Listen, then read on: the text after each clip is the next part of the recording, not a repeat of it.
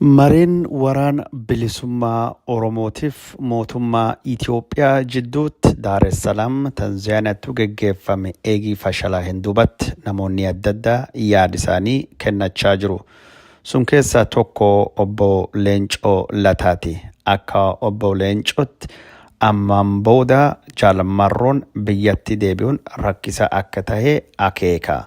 Jaalmarroon yoo biyyatti deebi ajjeefamuu dandaya. Yoo biyyatti hin deebine daayaspooraa ta'e ammoo dhaabbanni inni hogganu kaduru laafaa jiddu galeessummaa hoggansaa hin qabu jiran kan caalaa faffaaca'ee rakkoo uumuu dandayaa jedha. Mariin fashalaa hulleen abdii nagaatti dhufaa jedhee namni qabu ka fashaleessee tayaa jedhee dubbata. እስቲ ሰጥቅት ግን ላይ እንደነበረ ድርድርም ላይ ተሳትፎ እንደነበረ ሰው አንድ በጣም የገረመኝ ነገር ለኔ እንግዲህ ሆነብኝ ነገር ይሄ ተጥቅት ገሉን ይመራል የሚባለው ሰው ከደምቢዶሎ በሄሊኮፕተር ወጣ የሚባል ዜና ተመልክቻለሁና እንደዛ የሚደረግበት ሂደት አለ ወይ? እንደዛ ከሆነ አካባቢው የነበረበት ሁኔታ ይታወቃል ወይ? ይታወቅ ነበር ማለት ነው ወይ? ምን ትርጉም ይሰጡታል ይሄ? እኔ መጀመሪያ ይሄ ወሬ ሲናፈስ ገመትኩት በምስጢር መልእክት የተለዋወጡ መግባባት ላይ የደረሱ መሰለኝ። ስለዚህ ለመፈራረም ብቻ ወደ ውጭ ሀገር የወሰዱት መሰለኝ። አሁን ስናይ ግን እንደዛ አይደለም።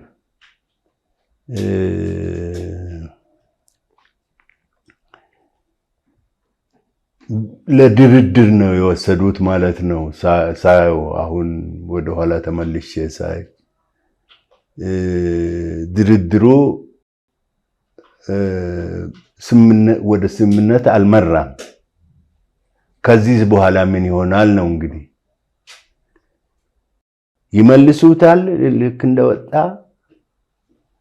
ይቻላል ወይ ፈቃድስ አለ ወይ? ሁለት ነገሮች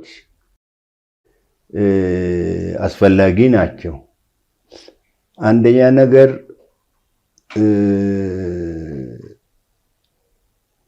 መንግስት ፈቃደኛ መሆን አለበት ወይም እሱ ያረፈበት ቦታ ቀደም ብለው ተዘጋጅተው ሊገሉት ይችላሉ። ማን ነው? መንግስት። ምን ይጠቅማል? ያለ መንግስት ፈቃድ መመለስ አይቻልም። በመንግስት ፈቃድ ደግሞ የሚሸፍት ኃይል የለም። የትኛውም መንግስት ይሄን አይፈቅድም። እና ካሁን ወዲያ ነው እንግዲህ ችግሩ የሚፈጠረው። ላይመለስ ይችላል ማለት ነው። ካልተመለሰ ደግሞ ድሮም ማዕከላዊነቱ የላላ ነው ተብሎ ይታማ ነበር። አሁን ደግሞ የባሰ ማዕከላዊነቱ ይላላል ማለት ነው። እንደዛ ሲሆን በየአካባቢው በኦሮሞ ሰራዊት ነጻነት ሰራዊት ስም ኃይሎች ሊፈጠሩ ይችላሉ በየአካባቢው። እርሶ እንዳሉት ይሄ በዳር es Salaam ሲጠበቅ የነበረው ስምምነት ፈርሷል። ተመልሶ ካልመጣ ይሄ ታጣቂውን የሚመራው ሰው ምን ይታዩታል? መጨረሻው ቁርኝት አለው ወይ? አንድ አይነት ሰንሰለት አለው ወይ? አንድ አይነት መሪ ነው ወይ ያለው? ይሄ ኦነግ ሸኔ የሚባለው ከተመለሰስ መጨረሻው ምንድነው? ካልተመለሰስ መጨረሻው ምንድነው? ከተመለሰስ ምንድነው? ካልተመለሰ ማለቴ በመንግስት ፍቃድ ነው እንጂ በግሩም በምንም ሊመለስ ይችላል። ግን በመንግስት ፍቃድ መንግስት በሄሊኮፕተር እንደወሰደው በሄሊኮፕተር ከመለሰው ያ እንግዲህ የመንግስት ፈቃድ አለው ማለት ነው። ጦርነቱን የሚያካሄደው ከዛ በኋላ በመንግስት ፈቃድ ነው። ይሄ ደግሞ ተከስቶ የማይታወቅ ጉዳይ ነው። በመንግስት ፈቃድ ሽፍትነት አይቻልም እና እንዴት ይሆናል? አሁን እንግዲህ አማራጩ እኔ የሚታየኝ ውጪ መቅረት ነው። ውጪ ሆኖ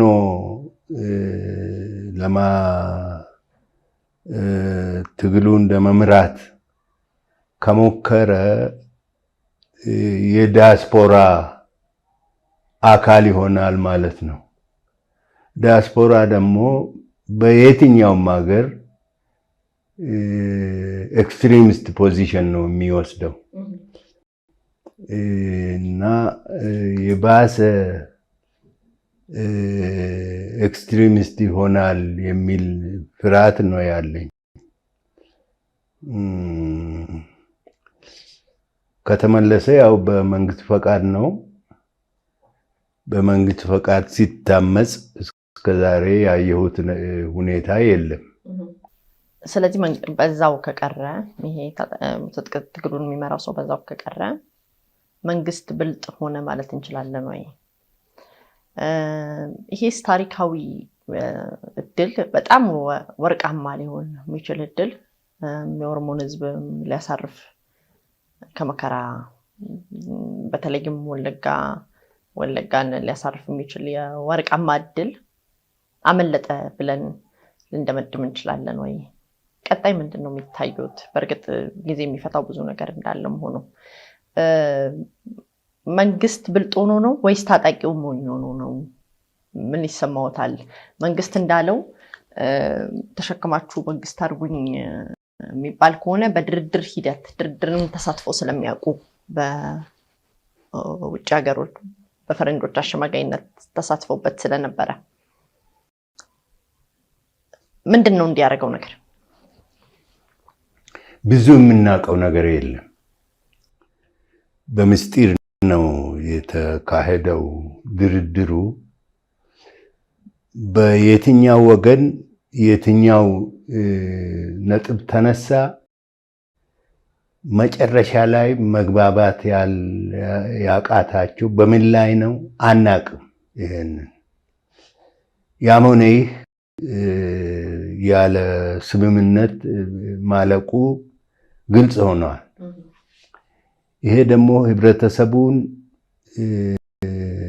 በጣም ያሳዝናል ብዬ ነው የምጠብቀው።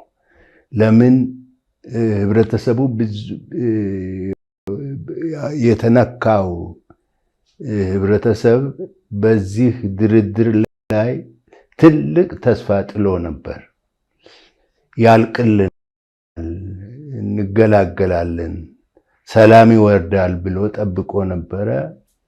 አሁን ያ እንደማይገኝ ግልጽ ሆኗል ማለት ነው እና የሚያሳዝን ሁኔታ ነው። ከዚህ ቀጥሎ የባሰ ሊሆንም ይችላል የሚል ፍርሃት አለኝ። የበለጠ ተበታትኖ ሊቀጥል ይችላል እና የሚያሳዝን ሁኔታ ነው በመጨረሻ። በዚህ አያያዝ የህወሓትን የመደራደር አቅም ለመደራደር ፍላጎት ማሳየትና መደራደር ልናደንቅ እንችላለን። የሚደነቅ ነው ማለት ያ በፕሪቶሪያ የተካሄደው ድርድር በስምምነት ተቋጭቷል። ያ ስምምነት ላይ ግን ዛሬ ስራ ላይ በማዋል ላይ ግን ምን ያህል ተሳካ የሚለው ገና አሁንም ግልጽ አይደለም እና ይሄኛው ከዛ ያገኙት ትምህርት አለ ብለን ጠብቀን ነበረ።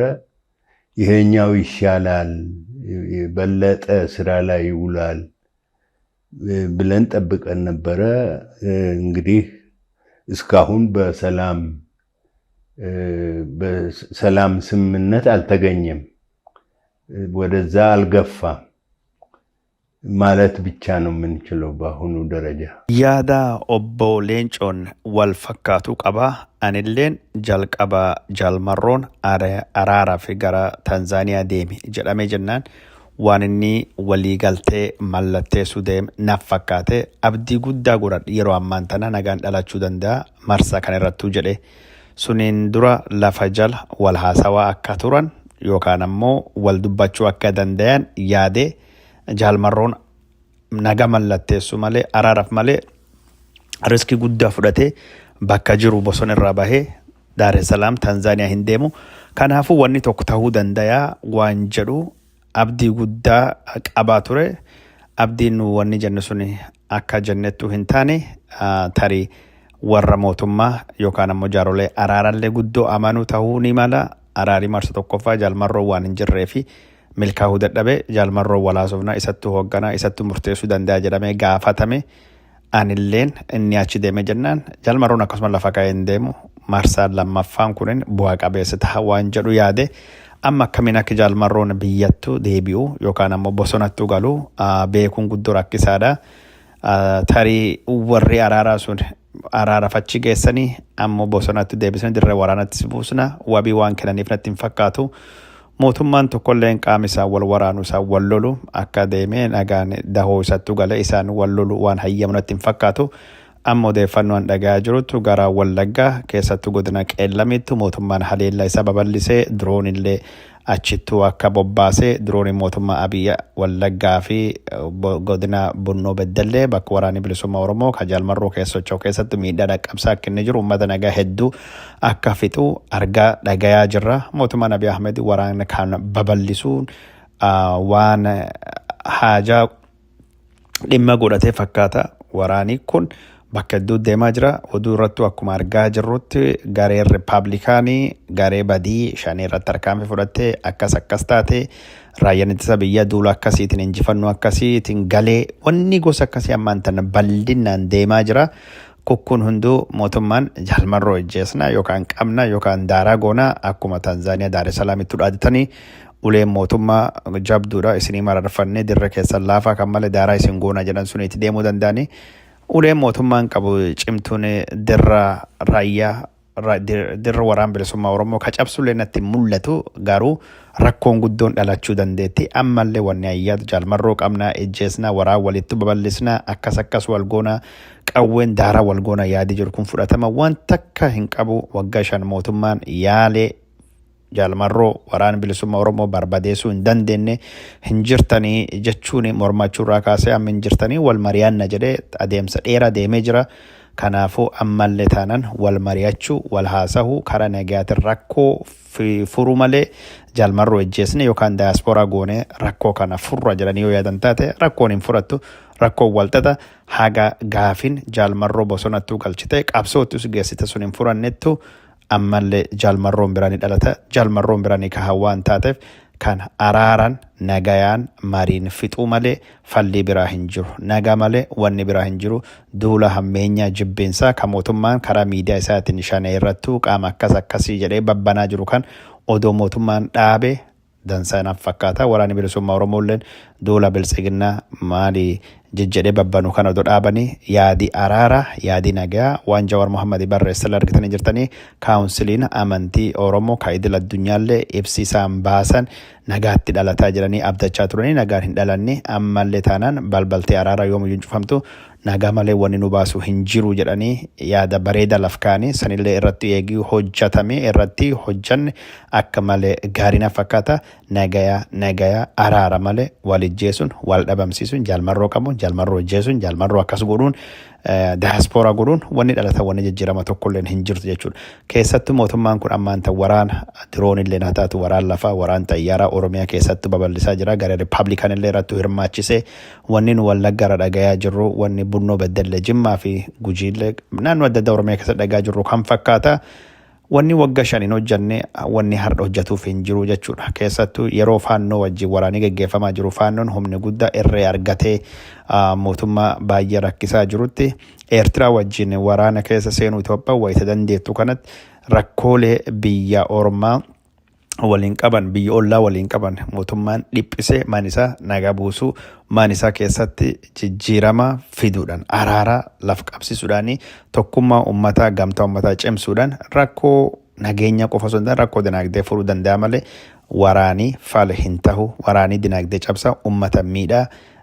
Kanaafuu deeggarsa mootummaa dhowwaa waraanii dhaabbachuu qabaa jedhee asumaan dhaamsa cimaa dhaamsa kan irra deebi'ee nagaa malee araara malee waraanii fal hin tahuu waan jedhu dubbachuu barbaade. Waa takka dhumirratti kan dubbachuu barbaade akkuma duratti dhageettan araarii Tanzaaniyaa kun akka fashalaa hullee gumaacha guddaa ka taphatee araaraa fi jaalmarroo bosonaa yaamanii bakka jaalmarroon gaaraa dhufee mariif taa'utti waraan isirrattuu babal'isanii humni isaa irrattuu labsanii daaraa goonaa ka jiran kun akka qaamni lamaan waliin amanne mootummaa fi waraanni bilisummaa Oromoo walii galtee irra dhaqqabne godhe jedhe Jawaar Mohaammed illeen yaada kana dubbatee ture kalee akka isin dhiyeessetti anillee yaadi kun dhugaanaaf fakkaata maal jennaan namni araaramu jalqaba wal amanu wal dhagayuu qaba wal amanan malee wal amantii yoon jiran nagaan sun hojiirra odoo walii galanne hojiirra ooluun akka malee rakkisaa ta'e. Kanaaf ammaan tanallee waraanii babal'achaa jira. Garuu waraanii Oromoo wajjin mariin otoo gaggeeffamaa jiru waraanii babal'ate kun mootummaa miti shiraa wayittuu jira qaama birattuu jira ka mariin akka hin dhalanne barbaade mariin akka hin taane barbaadu ka waraan kan babal'ise jedhe namni gari yaada akkasillee dhiyeessaa jira. Sun keessaa tokkini ministeera daa'ita ministeera nageenya obbo Taayyee Danda'aati araaraa fi Daaree Salaamii akkuma dhaqanittu shirii waraana babal'isuu godhame shira kana eenyutti godhe jechuudhaan qaama biraa kan mootummaa keessa jiru deep state wayii qaama dhokata mootummaa keessa jiru ka shiraan deemu wayii akka jiru akeekee jira. Namoonni gargar illeen Facebook illeen karaa adda addaatiin dhaamsa naa barreessanii naan qunnamaniin mariin akka hin taane ka gumaacha godhee warra waraana keessa jiru yookaan ammoo Shimallis Abdiisaa fa'aa jedhanii waan akkasii keessa naa barreessanii jiranii. An ammoo akka yaada kiyyaatti Shimallis Abdiisaa ta'ee hoggansi waraanaa Biraanuu Juullaa Field Marshal Biraanuu Juullaa galchaa namni biraalleen waan Abiyyi godha jedheen fedhii Abiyyiiti beekamtii Abiyyiiti ala waan godhanatti hin fakkaatu.